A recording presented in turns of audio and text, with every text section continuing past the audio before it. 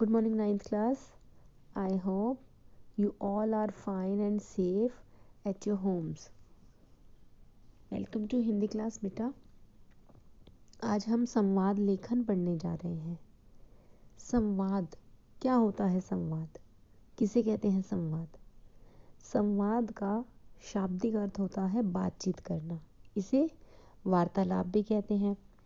यह शब्द सम प्लस वाद से बना है. इसका अर्थ होता है सम्यक बोलना, यानी एक दूसरे के साथ बातचीत करना. दो लोगों की आपसी वार्ता को हम संवाद कहते हैं. ठीक है. संवाद क्या होता है? जब दो लोग आपस में बातचीत करते हैं तो वो संवाद होता है. सामान्य रूप में दो लोगों के बीच जो बातचीत होती है वही संवाद होती है. दो लोगों में हुई बातचीत को लिखना संवाद लेखन कहलाता है. यानी उस बातचीत को जब हम लिखते हैं तो वो संवाद लेखन कहलाता है. जो संवाद लेखन होता है इसमें संवाद में स्वाभाविकता होनी चाहिए. पात्रों की अपनी स्थिति, संस्कार आदि को ध्यान में रखकर बोलना चाहिए. दूसरा है, संवाद में भाग ले रहे छात्रों की भाषा उनकी शिक्षा आयु के अनुरूप होनी चाहिए.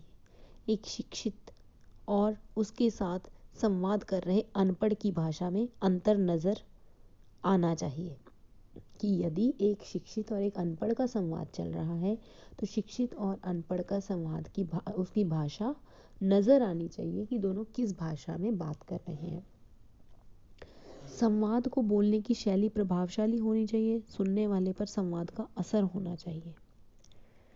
संवाद की भाषा में जटिलता नहीं होनी चाहिए जिससे कि सुनने वाला उस बात को आसानी से समझ जाए. संवाद की भाषा में शालीनता अवश्य होनी चाहिए. शालीनता का अर्थ है कि इसमें अभिष्ट भाषा के लिए कोई जगह नहीं होनी चाहिए. अभिष्ट भाषा यानी कि कुछ भी गलत शब्दों का प्रयोग नहीं की जानी चाहिए. संवाद की भाषा सरल और सहज होती है. संवाद छोटे छोटे वाक्यों का प्रयोग किया जाता है. इसमें भाषा सुनने वालों के मानसिक स्तर के अनुरूप होनी चाहिए. भाव विचारों को पुनरुक्ति से बचाना चाहिए. पुनरुक्ति यानी कि बार बार किसी ही बात को रिपीट नहीं किया जाना चाहिए. संवाद को बहुत लंबा नहीं खींचना चाहिए. पात्र के कथन के अनुसार उसे परिवर्तित करना चाहिए. आगे है, संवाद की क्या विशेषता होती है? ये मैंने अभी अभी बता दिया है आपको. संवाद का जो पहला गुण होता है स्वाभाविकता होनी चाहिए. ठीक है. उसमें क्रोध और प्रेम की भाषा एक नहीं हो सकती है ना. एक आदमी जो कि क्रोध कर रहा है वो क्रोध में संवाद कुछ बोल रहा है और जो प्रेम वाला बोल रहा है तो इन दोनों की भाषा एक जैसी नहीं होनी चाहिए. इनके संवाद में अंतर होता है. जो गांव के लोग हैं, ग्रामीण हैं, और जो शहर के लोग हैं उन दोनों की भी भाषा में अंतर होता है. तो इस तरह से पात्रों को ध्यान में रखकर कि पात्र किस तरह का है उसके अनुसार उस संवाद का प्रयोग करना चाहिए. इस प्रकार से संवाद कथन शैली को और अधिक कथन शैली में प्रभावशाली तथा सटीक होने चाहिए. संवाद में जो भी कथन शैली होती है वो प्रभावशाली होनी चाहिए और सटीक होनी चाहिए, मतलब सही होनी चाहिए. जैसे बेटा मैं संवाद लेखन का एक उदाहरण आपको देती हूँ. इसमें है कि समाज में व्याप्त बुराइयों को दूर करने के लिए प्रयासों को लेकर एक विद्यार्थी और एक अध्यापक की परस्पर वार्ता को अपने शब्दों में लिखना है. यानी एक अध्यापक और एक विद्यार्थी के बीच में किस तरह की बातचीत हो रही है वो लिखना है. तो पहले विद्यार्थी क्या कहता है? गुरुजी, कुछ विद्यार्थी अपने अध्यापकों के बारे में इतना अंट-शंट बोलते हैं कि बहुत दुख होता है. आगे अध्यापक कहते हैं कि बेटे यह संस्कारों का फल है. फिर विद्यार्थी कहता है, परंतु गुरुजी, अपने गुरुओं का अपमान देखा नहीं जाता.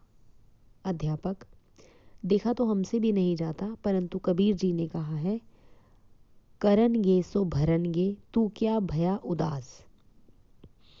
इसका मतलब है कि जो करेगा सो भरेगा, तुम क्यों उदास होते हो. फिर विद्यार्थी कहता है कि क्या ऐसे विद्यार्थी को स्कूल से बाहर नहीं किया जा सकता. अध्यापक, इससे तो उनके सुधरने की आशा बिल्कुल समाप्त हो जाएगी. क्या दुष्टों को पत्थर मारने से कोई वृक्ष फल देना छोड़ देता है? अगर दुष्ट पत्थर मारते हैं वृक्षों को तो वृक्ष तो फिर भी फल देगा. दुष्ट अपनी दुष्टता न छोड़े तो सज्जन अपनी सज्जनता क्यों छोड़े। विद्यार्थी: गुरुजी आप सचमुच महान है, तभी तो आपके चरण छूने का मन करता है। अध्यापक: बेटे तुम यह मत भूलो कि तुम्हारे जैसे एकलव्यों की कमी नहीं है। जीवन सज्जनों के बल पर ही चल रहा है, दुष्टों के बल पर नहीं। तो इस उदाहरण में बेटा आपने देखा कि विद्यार्थी और अध्यापक के बीच में जो भी बातचीत हो रही है वो यहाँ पर लिख दी गई है कि विद्यार्थी क्या कह रहा है, फिर उसके बाद अध्यापक ने क्या जवाब दिया, फिर विद्यार्थी ने क्या बात की। तो एक दूसरे की वार्तालाप हो रही है। इसी तरह से आप अलग अलग टॉपिक पर आप लिख सकते हो। आपको कौन सा टॉपिक दिया जाता है, किस पर आपको लिखना है, किन के बीच में संवाद लिखना है, वो आप लिख सकते हो। जैसे कि आडंबरों से भरी आधुनिकता के विषय पर माता और पिता के बीच में संवाद चल रहा है, तो इसमें जैसे इस पर 50 शब्दों में संवाद लिखिए। तो आपने माता और पिता की बातचीत लिखनी है। पिता ने क्या कहा, पिता ने जो कहा, फिर माता ने क्या कहा आगे, फिर पिता ने क्या कहा आगे।